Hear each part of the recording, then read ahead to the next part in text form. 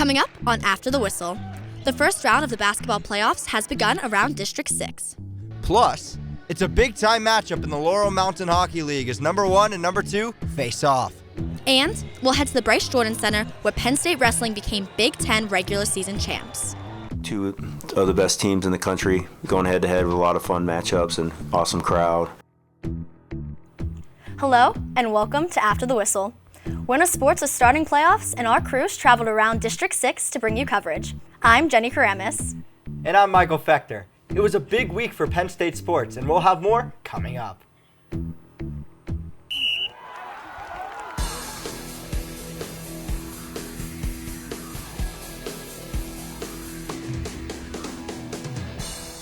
The Altoona Mountain Lions came into Tuesday's game looking to play spoiler against the 2 seed Mifflin County Huskies. Could they pull off the upset? Both squads introduced before this matchup. Into the first quarter, Mifflin County down 5-2. Jack Curry dishing one to Luke Bender for the game-tying triple. Now in the second, the Huskies starting to roll with some good ball movement and another dime into Curry, from Curry to Josh Hartzler for 2. Student section camoed out, supporting their Huskies. Late in the third now, time running out, Luke Bender finds Lucas Hartung, who buries the buzzer beater to extend Mifflin County's lead, 44-28. But in the fourth, Altoona would not go away. Roan Greaser fires a pass into Chris Wagner for the layup. That brought the Mountain Lions within 7. Later in the fourth, though, Hartung drives and finds Hartslinger, who makes a nice move and gets the and one to put the game to rest. Altoona gave Mifflin County all they could handle in the second half, but the Huskies take this one 70-55. With the win, Mifflin County moves on to face State College for the 6A title tomorrow at 7:30. With the loss, Altoona's season is sadly over. Our reporter Chase Fisher was at the game. Chase, what did you see? Well, Michael, it takes a team of Huskies working together to pull a sled hundreds of miles in the Iditarod. In this game, Mifflin County showed that the same pack mentality can apply to basketball. Altoona's no stranger to Mifflin County. Earlier in the month, the Huskies dispatched the Mountain Lions by 22 points. But in their district playoff matchup, the Huskies needed everyone in uniform to execute in order to survive and advance. While some teams may have one or two strong, reliable offensive players, Mifflin County relies on an entire starting 5 plus bench players to get the job done. Yeah, I think our best games are when we've got 3-4 guys in double figures. We have the personnel to do that. While Mifflin County maintained a steady lead, Altoona kept the pressure on the Huskies with a barrage of second-half three-pointers. Second half, we got a little laxed with things defensively, and they took advantage of it. But throughout the night, numerous Huskies shared the spotlight, including Jack Curry, who found his stride in the fourth quarter. His 17 points led the way, but he was one of 7 Huskies to score on the night. It was what we worked on at practice every day. I mean, we worked on playing four quarters, 32 minutes. For Mifflin County to get one step closer to their ultimate goal, they'll have to go through another familiar foe, State High, the team that ended their season a year ago. Especially since last year losing hurt us, so we've been really preparing for this, and we're ready. We're ready to take it on. Wade Curry knows that limiting their mistakes will be key for his team to get over the hump. Fix the things that held us back from maintaining the strong lead in the third quarter. Most of that's defensively. Mifflin County moves on to the 6A title game versus State College at Mount Aloysius College tomorrow at 7:30. Back to you guys. We head over to Phillipsburg, Osceola, where they take on the Bald Area Eagles. PO is hosting their annual Hoops for Heart game to raise awareness for heart disease. The game featured a half-court shot, raffles, and prizes. To start off the first quarter, PO plays a little game of hot potato and fouls before handing it off to Zach Myers, who fouls Bald Eagles' Kane Wolf on the ensuing drive. Later in the second, it's Wolf again, showing off some of his footwork to get the up-and-one, making the score 21-15 PO. Looking like Jokic out there. After being down in the third quarter, Bald Eagle area starts to play catch-up, and it's James Cohen who scores with the step-up. All tied up with 3 minutes left, PO's Blake Cordero passes to David Kenziora, who gets the easy step-up. But it wasn't enough for PO, and the Eagles were able to end their season on a high note with a score of 48-42. PO will finish their season 4-18, while Bald Eagle finish their season 5-17. We take you over to the Battle of the Rams for 3A boys basketball playoffs, where the 4-8 Penns Valley hosted 12-10 Richland. We get into the action with Richland starting off hot. It's Noah Lashuko driving up the paint, pressing Jameer Christian, who lays it up for the easy basket. Richland up 5-2. Over to the second quarter, Airson McCulkey dribbles all the way to the court, fakes right and pumps up to extend Richland's lead 35-25. Richland's bench is ecstatic there. But coming out of halftime, it's all Penns Valley. It's Noah Patel with a big shot, putting Penns Valley within one, 40-39. Teammates Fletcher Ironside keeps the momentum going. With this layup, Penns Valley scores 12 straight unanswered points. And with 22 seconds left, Spencer Allhouse takes the game. Penns Valley's first lead of the game gives them the game. 1 point would be all it would take for a Penns Valley victory, 75-74. This would end Richland Rams season. Penns Valley will go on to face Forest Hills on Thursday for the boys 3A 6A championship. Coming up, we'll head back to the court for a look at girls basketball. Plus, we'll head to the ice for a heavyweight clash. But first, here's some basketball scores from the past week.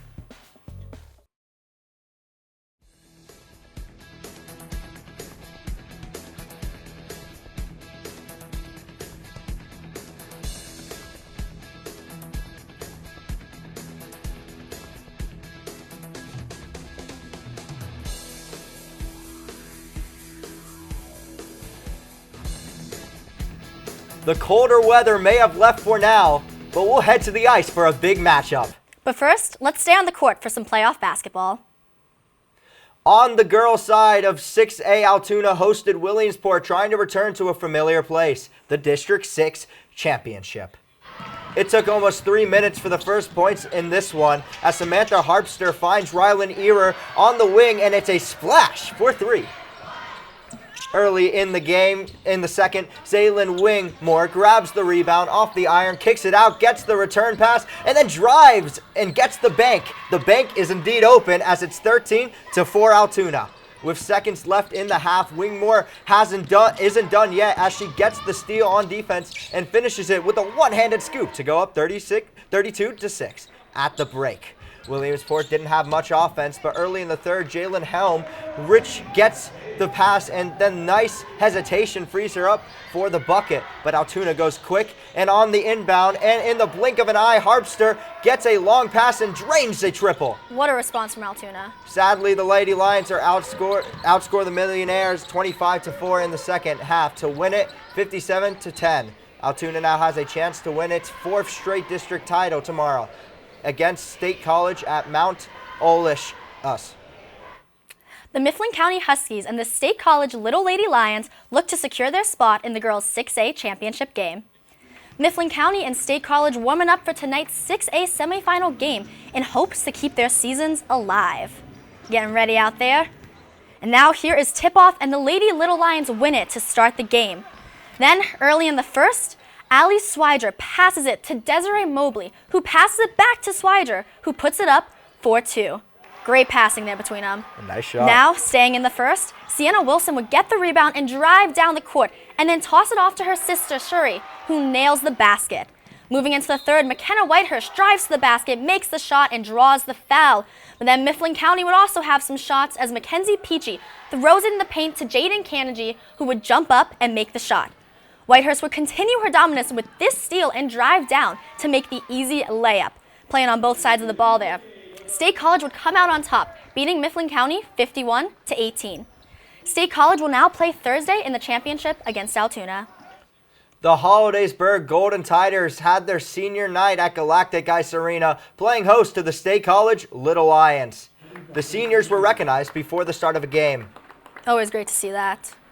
Starting here midway through the first period, Shane Bader takes the puck himself, weaves his way into the zone, splits 2 defenders, and goes top shelf for the Little Lions' first goal. Quickly into the second period off the faceoff, Hollidaysburg Cole Hartman gets a shot on net where Ben Schulman pokes the loose puck and puts it in for the score, cutting the lead to 2-1 Little Lions. Just a few moments later, State College comes right back as Alex Choboy gathers the rebound and notches the Little Lions' third goal of the game to make it a 3-1.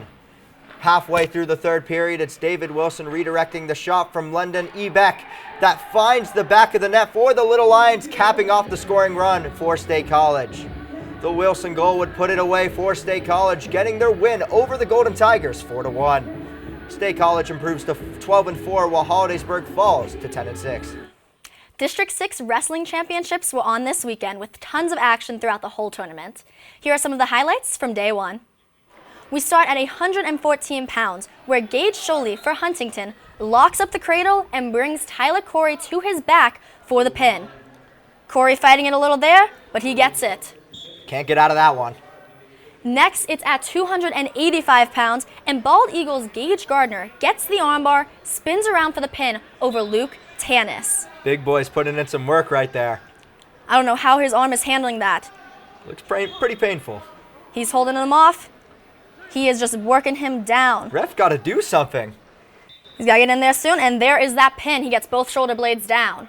Starting at 285 again, it's Tyrone's Dylan Robertson getting the reversal and not wasting any time to get that pin on Matthew Butterbog. In the team race, Bishop McCourt finished first with a new district record with 321 points, while Penns Valley and Bald Eagle round out the top three. And now here's a look at all the individual winners. Bishop McCourt had 7 winners out of 11 finalists to set that team record. The PIAA Class 2A Southwest Regional is up next on the 27th and 28th in Altoona. Coming up, Penn State Wrestling extends its winning streak to 85 after a highly anticipated duel. Plus, a look back at the final home series for the Atlantic Hockey America champs. Now, here's basketball scores from around the state.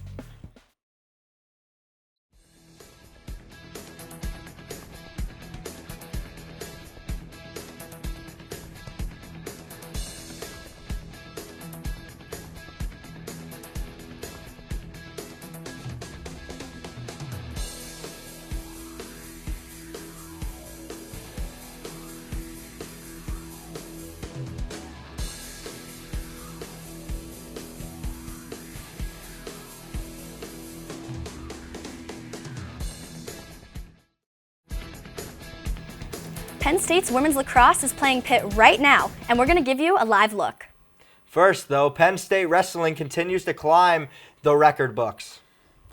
Number 1 ranked Penn State hosted number 2 Ohio State in a sold-out Bryce Jordan Center. What a walkout setup. And the roof was ready to blow off of the BJC before the duel even started. The duel got started at 125 pounds, where number 1 ranked Luke Lil Ladal took on the number 2 Nick Bouzakis. The bout was tied when Lil Ladal picked up the takedown for the sudden victory. Then at 133 pounds, number 4 ranked Marcus Blaze took down number 2 Ben Davino in the 5th period with a reversal for the tiebreaker win. Close one there. Come out big for Penn State. Now at 184 pounds, Penn State leads 29-5. It's number 1 Rocco Welsh taking on number 8 Dylan Fishback. Welsh gets the winning takedown with 10 seconds left against his former team. Good way to get revenge there. The biggest upset of the night took place at heavyweight when number 12 Cole Mirasolaw beat number 3 Nick Feldman with a takedown. Had some flair on that takedown too. Penn State would beat Ohio State 36-5. With this win, the Nittany Lions won their 6th straight regular season big title. I think I'm just ready to win national title, and that's just kind of want to focus on. Penn State's women's hockey had the bye in the AHA tournament, but last Friday they hosted the RIT Tigers. It was a physical game from the start, as you can see here. Addie Alvarez taking the penalty for body checking Taylor Lum early in the first. Big hit. Now in the second, Maddie Christian has the puck behind the net. She sends it forward, but it comes right back. Christian regains possession and swings it around right into the back of the net, making the score 1-0 Penn State. What a deflection there. Up next, RIT's Tilly Kernan sends the puck towards the net, but it gets caught in some traffic. The puck finds Madison Buziak, who sinks it for the RIT goal. The score now 2-1 RIT. Caitlin Roberts picks up the puck at the near circle and sends it flying over the shoulder of Brenna McNamara to tie up the game at the end of the second. The matchup went to overtime, where Cassandra Barnes of the Tigers will pick up the puck in the Penn State zone. She swings around, avoids some Nittany Lions, and shoots it past Katie Disa, scoring the game-winning goal. What an upset. RIT upsets number 4 Penn State 3-2. The teams faced off the next afternoon with Penn State making a comeback to split the series for their final regular season game. Penn State's women lacrosse is currently hosting Pitt in Hullabaloo Hall. It's a game that is bigger than what is happening on the field. Reporter Allie Wenskowski is outside the game. Allie, what's happening at Hullabaloo Hall? Thanks, Michael. Well, I'm live right now in Haluba Hall, where Penn State is winning 8-3 over Pitt. But this game is well more than just the number on the scoreboard. This game is in honor of Penn State's chapter of Morgan's Message, which is an organization created in order to eliminate the stigma around mental health in the student-athlete community. Penn State is currently wearing blue and orange hairbands during tonight's game to show their support for the very important cause. Penn State's chapter of Morgan's Message works alongside the women's lacrosse team on the daily to host events, dedication games, and yoga practices, and more, all to bring awareness to the mental health community and student athletes. I'll send it back to the studio. Now, we head over to Penn State's women's basketball, where they hosted their annual Pink Zone game this past Sunday. Our very own Kennedy Rivers has the latest. The Lady Lions like to show their passion for the community on and off the court, and on Sunday, fans covered head to toe in pink went to Rec Hall for a great cause. The Lady Lions hosted Northwestern on Sunday for their annual Pink Zone game to honor breast cancer awareness. With only one conference win this season, the Nittany Lions were looking for their second conference win, and they were playing for a bigger cause. The PA Pink Zone has reached over $3.2 million for breast cancer survivors, and today marks the 20th anniversary of the Pink Zone game. Since 2007, this game has brought together the Penn State community as a regular part of the team's schedule. It's dating back, like we said, 20 years of, the fight within the community, and so many, not just people at Penn State, not just, people within the KL Cancer Fund for the whole country, but here it's even bigger and special because of the PA Pink Zone. 201 survivors were honored at halftime during this year's event. There was also a pregame reception, raffle stand, and a post-game meet and greet to give the players a chance to connect with survivors. We're really playing for something bigger than ourselves, and we love getting the crowd engaged, and we really feed off of the crowd. And just seeing all the survivors and everybody who's fighting really gives us the energy going into the game, and it's really fun every single year. The Pink Zone game gives an opportunity for the players to show their support on and off the court. The Lady Lions fought on the court and earned their second conference win with a score of 81-71. The Lady Lions will go on the road to face Rutgers this Saturday at 4 p.m. The Lady Lions will return to Rec Hall for their final home game this season next Wednesday. You can tune into the game live on Penn State's Com Radio at 6 p.m. Thanks, Kennedy. Well, Jenny, we've had some outstanding plays so far on the show. We have. It makes it really hard to pick a top three. Thankfully, Will Saltzman is doing it for us. Thanks, guys. From the rink to the mat, there were plenty of electrifying moments this week. Here are the top three.